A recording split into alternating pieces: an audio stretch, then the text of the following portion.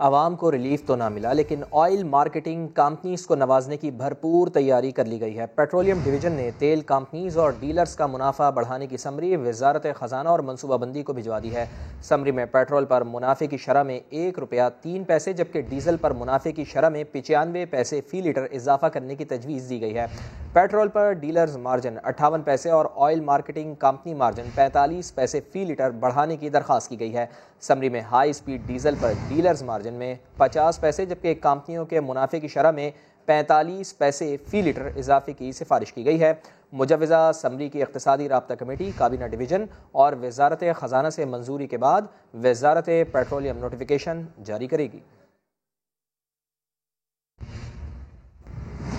आपको बताएं, ब्रॉडशीट की तहकीकात के लिए जस्टिस रिटायर्ड अजमत शेख पर मुश्तमिल इंक्वायरी कमीशन तश्कील दे दिया गया।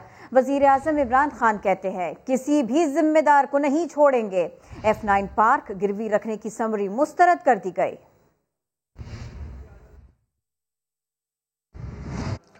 ब्रॉडशीट के मामले पर इंसाफ हो तो 3 चेयरमैन नैब जेल जाएंगे। जो इदारा एहतसाब के लिए बना था आज वो खुद काबिल एहतसाब है। LNG केस में पेशी के बाद मीडिया से गुफ्तगू में शाहिद खाकान अब्बासी की कौमी एहतसाब ब्यूरो पर इल्जामात की बौछार। कहा परवेज मुशर्रफ का नाम भी ब्रॉडशीट में आता है, नैब उनका भी रिमांड ले। कोई नैब है जिसने 20 साल से ब्रॉडशीट का केस खोला हुआ है। नैब का रिकॉर्ड अगर अवाम के सामने आएगा आपको सैकड़ों ऐसे केस मिलेंगे। इन अदालतों में जो केस बन रहे हैं वो सियासतदानों को बदनाम करने का जरिया है। अगर इंसाफ हो 3 नैब चेयरमैन जेल में जाते हैं। जनरल परवेज मुशर्रफ का नाम आता है, उनका रिमांड ले। नैब के प्रोसिक्यूटर जनरल का नाम आता है। ब्रॉडशीट के एग्रीमेंट पर जिसके सिग्नेचर मौजूद है, नैब का प्रोसिक्यूटर जनरल ब्रॉडशीट का गवाह बनता है, उसे पूछने वाला कोई नहीं। अदालतें क्यों खामोश हैं? जो एक वज़ीर आज़म को वीजे की बुनियाद पर बरतरफ करती हैं, क्या आज उनको ब्रॉडशीट नजर नहीं आता?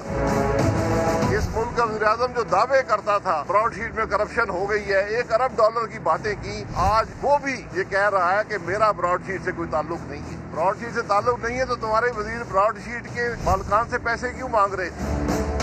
एक और सुप्रीम कोर्ट का जज आज ब्रॉडशीट कमीशन का चेयरमैन बना है। आप हिस्सेदार हैं ब्रॉडशीट में, हिस्सेदार मुंसफ नहीं बन सकते। और उधर चेयरमैन नैब कहते हैं कि जिन ताकतवर अनासर को ख्वाब में बुलाने का भी कोई सोच नहीं सकता था, हमने उन्हें भी कटहरे में खड़ा किया। कौमी एहतसाब ब्यूरो पर सब इल्जाम लग चुके हैं। सिर्फ ये कहना बाकी है कि कोरोना भी नैब ने फैलाया है। साबित हो जाए कि हमारे खौफ से किसी ताजिर ने मुल्क छोड़ा तो यहाँ से सीधा घर चले जाऊंगा। इस्लामाबाद से शकील अहमद की report. Chairman NAB justice retired Javed Iqbal का ऐवान सनत और तिजारत में दबंग खिताब। बोले हकीकी कारोबारी अफराद और लूटमार करने वालों में बड़ा फर्क होता है। नैब की बेधड़क कार्रवाइयों से ही अरबों की बरामदगियां मुमकिन हुई। एक सूबे की मिसाल दे रहा हूँ, मैं सूबे का भी नाम नहीं ले रहा, जहाँ सिर्फ गंदम की खुर्द बुर्द 10 और 15 अरब के दरमियान थी। जब पूछा गया कि गंदम कहाँ गई तो उन्होंने कहा जी चूहे भी तो खा जाते हैं। तो जब वो चंद मोटे चूहों को पकड़ा गया तो 10 से 15 अरब की रकम जो है 3 महीने के अंदर वापस आ गई। सरबराह कौमी एहतसाब ब्यूरो ने इल्जामात लगाने वालों को चैलेंज भी दे डाला। अगर ये साबित हो जाए कि हमारा कोई एक ताजिर भी नैब के किसी केस की वजह से मुल्क छोड़ के चला गया है तो मैं यहाँ से नैब के दफ्तर जाने की बजाय मैं घर चले जाऊँ। सिर्फ ये नहीं कहा गया कि ये कोरोना नैब ने फैलाया है, बाकी हर किस्म का इल्ज़ाम जो है वो नैब पर आया है। जब अदालतों की तादाद बढ़ेगी और रेफरेंसेस के फैसले होंगे तो आप जो लोग कहते हैं कि हमने धेले की करप्शन नहीं की, उनके खिलाफ अरबों की करप्शन साबित होगी। चेयरमैन नैब ने यकीन दिलाया कि ताजरों की शिकायत का अजाला किया जाएगा। ये वाजे कर दिया कि बदनुमानी देखकर नैब आंखें बंद नहीं कर सकता। शकील अहमद, समा, इस्लामाबाद। कौमी असम्बली में अवामी मसाइल पर बात करने की इजाज़त नहीं मिलती, क्या सड़कों पर आ जाएं? राजा परवेज अशरफ ने हुकूमत को धमकी दे दी। शाह महमूद कुरैशी ऑपोजिशन पर बरस पड़े। कहा उमरकोट के ज़िमनी इंतखाब में पीपल्स पार्टी ने धांधली की। इन्हें जमहूरियत पसंदी की बातें करते शर्म आनी चाहिए। यकीन दिलाता हूँ जिस ज़बान में आप बात करेंगे उसी ज़बान में हम आपको जवाब देंगे। कौमी असम्बली इजलास में भी माहौल गर्म। राजा परवेज अशरफ का डिप्टी स्पीकर पर जानिबदारी का इल्जाम। दावा किया कि अवामी मसाइल पर बात करने की इजाजत नहीं, क्या सड़कों पर आ जाएं? बिजली की कीमतों में इजाफा कर दिया गया, क्या यहाँ आज बात नहीं होनी चाहिए? अभी आपके असेंबली के सामने असातिज़ा जो हैं वो बैठे हुए सरापा एहतजाज, क्या आप चाहते हैं कि हम सारे उठकर उनके पास चले जाएं या उनके साथ खड़े होकर हम घेराव करें? शाह महमूद कुरैशी ने कहा, जमहूरियत पसंदी की बातें अपोजिशन को जेब नहीं देती। उमरकोट में सिंबली इलेक्शन हुआ, सिंध की हुकूमत ने जो वहाँ धांधली की, जो लोगों को धमकियां दी, ये है जमहूरियत पसंदी की बात करते हैं। जमहूरियत पसंदी का राग ये लाते हैं, शर्म आनी चाहिए। वजीर खारजा ने बरहमी दिखाई तो एहसन इकबाल ने उन पर चोट कर डाली। मलेशिया के अंदर हमारा जहाज कोर खड़ा है, तो अगर वजीर खारजा वजीर पार्लिमानी अमूर बना हुआ है तो पाकिस्तान की खारजा वजारत कौन चला रहा है? वफाकी वजीर उमर अयूब ने भी अपोजिशन को आड़े हाथों लिया। कहा, उनकी कारिस्तानियां बताते हैं तो ये वॉक आउट कर जाते हैं। तहरीक इंसाफ ने JUIF के खिलाफ फॉरेन फंडिंग की तहकीकात के लिए इलेक्शन कमीशन से रुजू कर लिया है। फारूक हबीब कहते हैं कि मौलाना को इराक और लीबिया से लिए गए पैसों का हिसाब देना होगा। इस्लामाबाद से देखिए जुल्करनैन इकबाल की रिपोर्ट। कहां से आया ये चंदा, किसने दिया ये चंदा, किधर गया ये चंदा? PTI के खिलाफ फॉरेन फंडिंग केस पर जोर देने वाली जमीयत उलमा इस्लाम को अब अपने चंदे का भी हिसाब देना पड़ेगा। PTI रहनुमा फारूक हबीब ने JUI की फॉरेन फंडिंग की तहकीकात के लिए इलेक्शन कमीशन से रुजू कर लिया। दरखास्त में हाफिज हुसैन अहमद के TV इंटरव्यू का ट्रांसक्रिप्ट भी शामिल। दरखास्त के मुताबिक हाफिज हुसैन अहमद ने मौलाना फजलुर रहमान के लीबिया और इराक से फंडिंग लेने का एतराफ किया था। फजलुर रहमान को 2 बैरूने मुल्क से जो है वो फंडिंग होती रही। बताएं कि लीबिया और इराक से कितना पैसा इन्होंने लिया और उस पैसे से किस तरीके से इन्होंने पाकिस्तान के अंदर किसके एजेंडे को जो है वो प्रमोट किया, ये सवाल मैं इनके पास छोड़ के जा रहा हूँ। दूसरी जानिब फॉरेन फंडिंग की तहकीकात के लिए कायम स्क्रूटनी कमेटी का इजलास PTI के वकील शाह खावर की अदम मौजूदगी के बायस मुलतवी हो गया। अकबर एस बाबर भी कमेटी कार्रवाई का हिस्सा बने। हम इस कमेटी का हिस्सा हैं, लेकिन एहतजाज अंडर प्रोटेस्ट, क्योंकि हमने अपने तहफ़्फ़ुज़ात लिख के दे चुके हैं। अकबर एस बाबर ने कमेटी को एक बार फिर PTI के अकाउंट्स की तफसीलात फराहम करने की दरख्वास्त दे दी। कमेटी ने तहरीक इंसाफ और अकबर एस बाबर को 2 फरवरी को दोबारा तलब कर लिया है। क्या आसिफ अली जरदारी और मौलाना फजलुर रहमान के दरमियान दूरियां बढ़ने लगी हैं? साबिक सदर ने मौलाना को बख्तावर की शादी में शिरकत का दावतनामा तक न दिया। इसी सब के ऊपर बात करेंगे समा के नुमाइंदे जुल्करनैन इकबाल से। जुल्करनैन इकबाल, खुशी गमी में लोग एक हो जाते हैं, यहाँ तो गम के बाद में खुशी का मौका आया, दूरियां बढ़ती दिखाई दे रही हैं। किरण, यहाँ खुशी गमी में तो एक नहीं हुआ, अलबत्ता सियासी मामलात में एक जरूर हुए हैं। मौलाना फजलुर रहमान की आज भी आसिफ जरदारी से टेलीफोन पर गुफ्तगू हुई। उसके बाद जब साफियों के साथ गैर रस्मी गुफ्तगू कर रहे थे, उस पर उनसे ये सवाल पूछा गया कि क्या बख्तावर की शादी में शिरकत के लिए जा रहे हैं, तो मौलाना ने कहा कि मेरे साथ तो आसिफ अली जरदारी ने कोई बात नहीं की, ना मुझे कोई दावतनामा मौसूल हुआ है। फिर उनसे ये पूछा गया तो काफी बड़ी बड़ी शख्सियात को दावत दी गई है शादी में शिरकत के लिए, तो मौलाना ने कहा कि किसको दावत दी गई है किसको नहीं, मुझे इस बात का सिरे से मालूम नहीं है, क्योंकि मुझे अभी तक कोई दावत नहीं आई।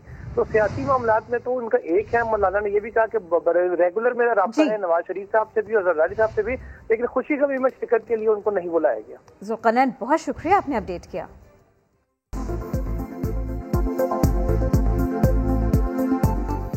यूरोपीय पार्लियामेंट ने डिसइंफो लैब के भारतीय प्रोपेगेंडे से मुताल्लिक इंकशाफात का नोटिस ले लिया है। एग्जीक्यूटिव डायरेक्टर अलेक्जेंडर एल्फलेप ने यूरोपीय पार्लिमानी कमेटी को पाकिस्तान के खिलाफ भारतीय प्रोपेगेंडे पर ब्रीफिंग दी है। इसी बारे में मजीद जानेंगे, समा के नुमाइंदे उस्मान खान हमारे साथ है। उस्मान खान, पाकिस्तान की बात को और भी तक़वियत मिली इस सबके बाद से? जी बिल्कुल, यकीनी तौर पर भारत से मुताबिक जो EU डिसइंफो लैब के इंकशाफात थे, उस मामले के ऊपर यूरोपीय पार्लियामेंट कमेटी ने EU डिसइंफो लैब के मामले को उठा लिया है और इस एग्जीक्यूटिव डायरेक्टर ने जो है वो यूरोपीय पार्लियामेंट कमेटी को इस हवाले से ब्रीफिंग दी है। यूरोपीय पार्लियामेंट कमेटी को पाकिस्तान के खिलाफ भारतीय प्रोपेगेंडे से जो है वो तफसील से आगाह किया गया है और EU डिसइंफो लैब के जो मैनेजिंग डायरेक्टर हैं उन्होंने भारतीय मकरू चेहरे को बेनकाब कर दिए और जो कुछ हरकत इस वक्त भारतीय हुकूमत और भारतीय सरकार कर रही है वो अब पूरी दुनिया के सामने आया और यह एक बड़ा अहम मामला था जो कि यूरोपीय पार्लियामेंट कमेटी ने इस मामले का नोटिस किया है। बहुत शुक्रिया उस्मान खान। भारत का नाम निहाद यौम जमहूरिया मकबूजा वादी और आज़ाद कश्मीर में यौम सियाह के तौर पर मनाया गया। आज़ाद कश्मीर में हजारों अफराद सड़कों पर निकल आए, भारतीय तिरंगा जलाया गया। मोदी, अमित शाह और अजीत डोवल के पुतलों को भी आग लगाई गई। मकबूजा वादी में भी हड़ताल की गई। घर, दुकानें, मार्केट्स में सियाह परचम लहराए गए।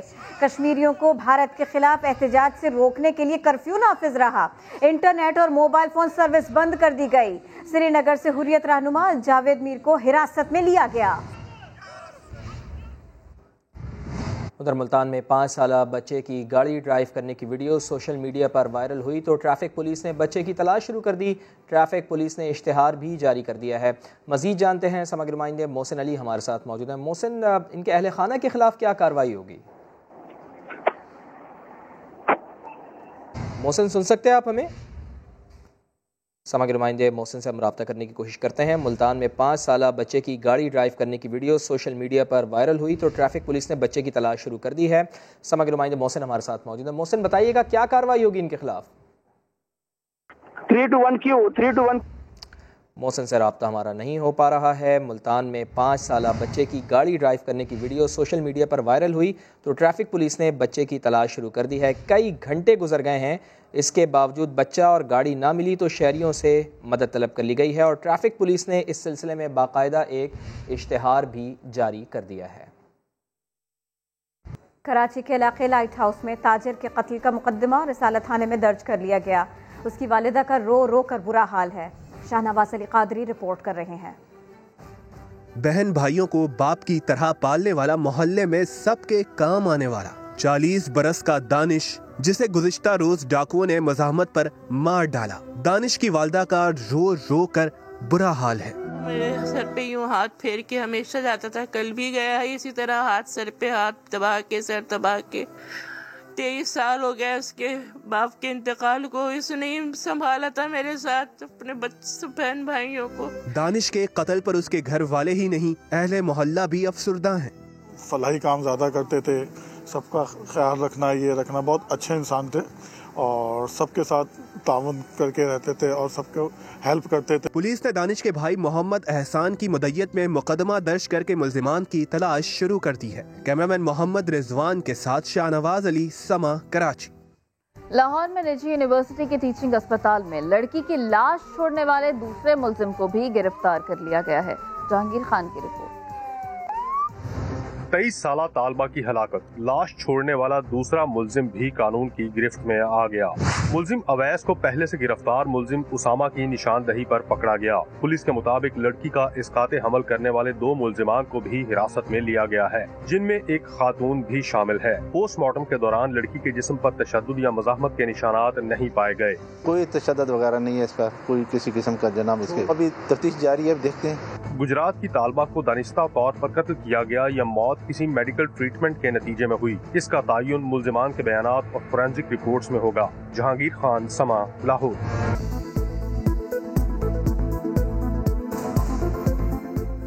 हुकूमती MPA ने वज़ीर आला पंजाब की शिकायत स्पीकर को लगा दी। दाऊद सुलेमानी कहते हैं कि सूबे में करप्शन और अक़रबा परवरी उरूज पर है। परवेज इलाही ने उस्मान बुज़दार की गारंटी दी मगर मसाइल हल न हुए। कहा वज़ीर आला से इख्तलाफात 8 माह कबल पैदा हुए, जो भी मामला तय होंगे वो परवेज इलाही के साथ होंगे। चौधरी परवेज इलाही ने मसाइल के हल की यकीन दहानी कराई। कहा उस्मान बुज़दार को समझाने की कोशिश करेंगे। नून लीग के इजलास में एक और रुकने सूबाई असम्बली नवाज शरीफ के बयानिए से बागी हो गया। अब्बास नकवी की रिपोर्ट। मॉडल टाउन में 21 जनवरी के इजलास में क्या हुआ, तफसील सामने आ गई। एक और लीगी MPA ने नवाज शरीफ के बयानिया के साथ चलने से इनकार कर दिया। PP 171 से रुकन असम्बली राना तारिक का कहना था कि वो इस एजेंडे को सपोर्ट नहीं कर सकते। जवाब में ख्वाजा साद रफीक ने कहा कि नून लीग जमहूरियत को मजबूत करने के लिए काम कर रही है। इजलास में लीगी क़यादत अपनी तमाम कोशिशों के बावजूद राना तारिक को मनाने में नाकाम रही। इससे पहले राना सनाउल्लाह वाज़ेह कर चुके हैं, कोई कायद के बयानिया के साथ नहीं तो वो पार्टी में नहीं रह सकता। पार्टी के अंदर कोई भी आदमी अगर पार्टी के बयानिए के साथ या पार्टी कायद के बयानिए के साथ मुत्तफिक नहीं है तो उसका फिर पार्टी के अंदर रहने का कोई जवाब नहीं बनता। नून लीग के MPAs का एक ग्रुप पहले ही वज़ीर आला पंजाब उस्मान बुज़दार से मुलाकातें करके इनकी हिमायत का ऐलान कर चुका है। स्कर्दू में नौजवानों ने सख्त मौसमी हालात में भी तफरीह के मौके ढूंढ लिए। ज़मीन पर जन्नत कहलाने वाले शंग्रीला में झील जम गई तो मंचलों ने इसी को क्रिकेट का मैदान बना लिया। बर्फ की तह इतनी मोटी कि लोग यहाँ से आते जाते भी हैं।